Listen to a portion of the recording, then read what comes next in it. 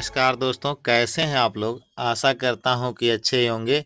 आइए दोस्तों, आज हम लोग मैथिली शरण गुप्त द्वारा विरचित गीत को पढ़ेंगे जो कक्षा 12 के सिलेबस में है। तो देखिए, पद इस प्रकार से है, गीत इस प्रकार से। शिशिर ना फिर गिरिवन में, जितना मांगे पतझड़ दूंगी मैं इस निज नंदन में। कितना कंपन तुझे चाहिए ले मेरे स्तन में, सखी कह रही पांडुरता का क्या अभाव आनन में। वीर जमा दे नैन नीर यदि तू मानस भाजन में, तो मोती सा मैं अकिंचना रख लूं उसको मन में। हंसी गई रो भी न सकूं मैं अपने इस जीवन में, तो उत्कंठा है देखो फिर क्या हो भाव भुवन में। आइए दोस्तों, अब इसमें हम कठिन शब्द देखते हैं और कठिन शब्द का अर्थ देखते हैं। तो देखिए, कठिन शब्द इस प्रकार से है और उसका अर्थ इस प्रकार से है। देखिए दोस्तों, शिशिर शिशिर शब्द आया है, तो शिशिर का मतलब होता है ठंडी की ऋतु। गिरि का मतलब होता है पर्वत और वन का मतलब होता है जंगल। तो गिरिवन पर्वत और जंगल। पतझड़ का मतलब होता है जब वृक्ष अपने सभी पत्ते ठंडी के समय में गिरा देते हैं तो उसे क्या कहते हैं, पतझड़ करते हैं। पतझड़ वह होता है। निज माने अपना होता है और नंदन माने होता है स्वर्ग का बगीचा, इंद्र का बगीचा। कंपन माने होता है कांपना। फिर तन का मतलब शरीर होता है। सखी माने सहेली होता है। पांडुरता का मतलब होता है पीलापन। पांडुरता का मतलब क्या होता है, पीलापन। पांडुरता का अर्थ पीलापन। अभाव माने होता है कमी। आनंद का अर्थ होता है मुख, चेहरा।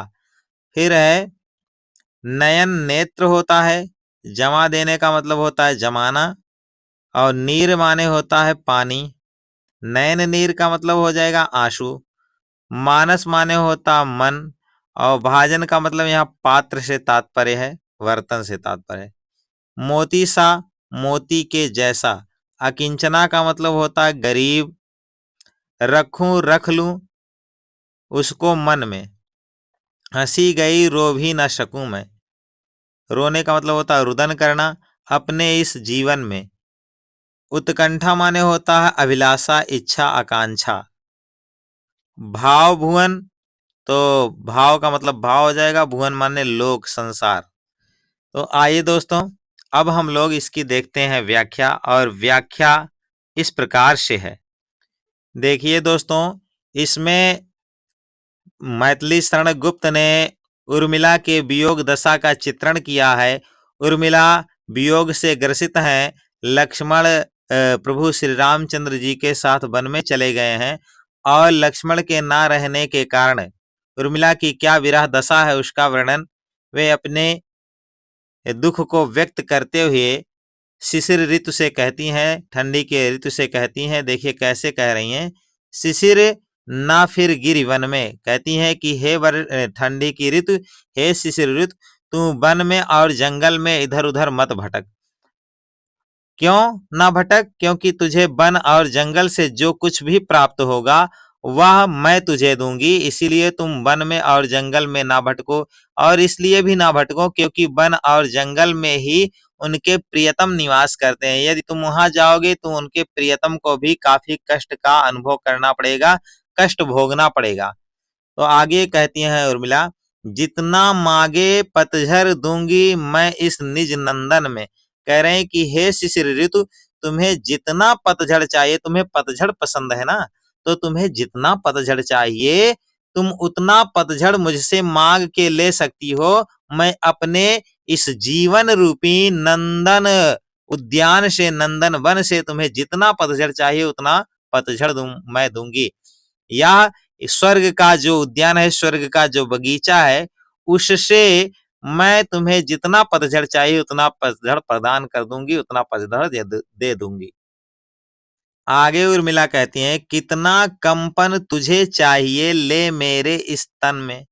और कहती हैं कि हे शिशिर, तुझे कंपन पसंद है तो तुम्हें जितना कंपन चाहिए तुम मेरे इस शरीर से ले सकती हो। क्योंकि लक्ष्मण के ना रहने के कारण उर्मिला ठंडी की ऋतु में, जाड़े की ऋतु में काफी ज्यादा कंपन महसूस करती हैं। उनका शरीर हमेशा कांपता रहता है। वो दुखित हैं, तो कह रहे हैं कि जितना कंपन तुझे चाहिए उतना तुम मेरे इस शरीर से ले सकती हो। आगे वर्णन करते हुए उर्मिला कहती हैं कि सखी कह रही पांडुरता का क्या अभाव आनन में। उर्मिला कहती हैं कि मेरी सखियां कहती हैं कि मेरे चेहरे में पीलेपन की कोई कमी नहीं है, और हे शिशिर ऋतु, तुम्हें पीलापन पसंद है तो तुम्हें जितना पीलापन चाहिए वह सारा पीलापन तुम हमारे चेहरे से ले सकती हो, क्योंकि हमारे चेहरे में किसी प्रकार से पीलेपन की कोई कमी नहीं है। अर्थात कहने का तात्पर्य यह है कि लक्ष्मण के वन चले जाने के कारण उर्मिला काफी वियोग से ग्रसित हैं और काफी दुखित हैं, जिसके कारण दिन प्रतिदिन उनका शरीर पीला पड़ता चला जा रहा है और उनका चेहरा भी पीला है। आगे कहती हैं उर्मिला, वीर जमा दे नयन नीर यदि तू मानस भाजन में। उर्मिला कहती हैं कि हे ठंडी की ऋतु, हे जाड़े की ऋतु, हे शिशिर ऋतु, यदि तुम वीर हो और तुम मेरे आंसू रूपी जल को मेरे हृदय रूपी पात्र में जमा दो, तो मैं क्या करूंगी, तो मोती सा मैं अकिंचना रख लूं उसको मन में। तो मैं उन आंसुओं को मोती सा समझ करके, मैं गरीब भिखारी और दीनहीन मैं जो हूं, मैं उस मोती को क्या करूंगी, एक भिखारी की तरह से, कैसे मोती को, आंसू रूपी मोती को जो तुम मेरे मन रूपी पात्र में जमा दोगे, उसको मैं क्या करूंगी, एक भिखारी की तरह से उस मोती, आंसू रूपी मोती को भर करके अपने मन में समाहित करके सुरक्षित रख लूंगी। और आगे वर्णन करती हुए कहती हैं, हंसी गई रो भी न सकूं मैं अपने इस जीवन में। कह रही है मेरी हंसी तो चली ही गई है, अब मैं रो नहीं सकती हूं अपने इस जीवन में, क्योंकि हंसी मेरी कहाँ चली गई, लक्ष्मण के साथ चली गई, मेरे प्रियतम जो है जंगल चले गए उनके साथ चली गई। और मैं रो इसलिए नहीं सकती हूँ क्योंकि मेरी जो सासू माता लोग हैं उनकी मुझे सेवा करनी है, तो मैं रो भी नहीं सकती हूँ, मेरे इस जीवन से हंसी और खुशी दोनों छीन ली गई है। तो उत्कंठा है देखूं फिर क्या हो भाव भुवन में। तो मेरी यही अभिलाषा है, मेरी यही इच्छा है, मैं यही जानना चाहती हूँ कि जिसके जीवन से हंसी भी गायब हो जाए, खुशी भी गायब हो जाए और रुदन भी गायब हो जाए, तो उसके जीवन में, इस संसार में और कौन सा भाव रह जाता है, उसी भाव को मैं जानना चाहती हूँ। इस प्रकार का वर्णन इस पद में उर्मिला के द्वारा किया गया है। आइए दोस्तों, अब इसमें हम लोग काव्यगत सौंदर्य देखेंगे। तो काव्यगत सौंदर्य इस प्रकार से है। देखिए दोस्तों, उर्मिला कहती हैं, गीत के माध्यम से अपने दुखों को व्यक्त कर रही हैं, तो जाहिर सी बात है कि जहां दुख व्यक्त किया जाएगा वहां वियोग श्रृंगार हो जाएगा। जुदाई की बात है, लक्ष्मण उनसे अलग है, तो वियोग श्रृंगार है। गे पद है, गाकर पढ़ा जाने वाला पद है। खड़ी बोली में लिखा गया, तो भाषा क्या है, खड़ी बोली है। और माधुर्य तथा प्रसाद गुण है। यहाँ उपमा के साथ साथ आपको अनुप्रास अलंकार देखने को मिलेगा।